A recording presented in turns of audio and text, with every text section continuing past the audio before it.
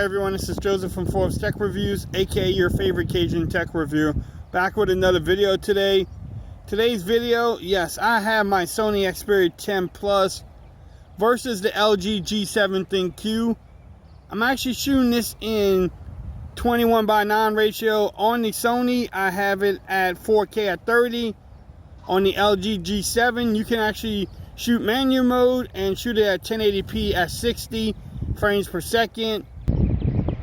What y'all think about it? How does that sound? How's the audio on both phones? I just actually figured this out on the G7 the other day, and I've been having a V42, and you can do it on both phones. I'm here thinking that Sony is the only phone that you can actually do it on. Man, I proved myself wrong, I guess. But y'all let me know how it sounds too. How does the video look? I'm just holding both phones, by the way. How's the stabilization on both phones too? Look at that. Yes, it's kind of windy at the park today too, and there's a lot of people here. I don't know why they're here.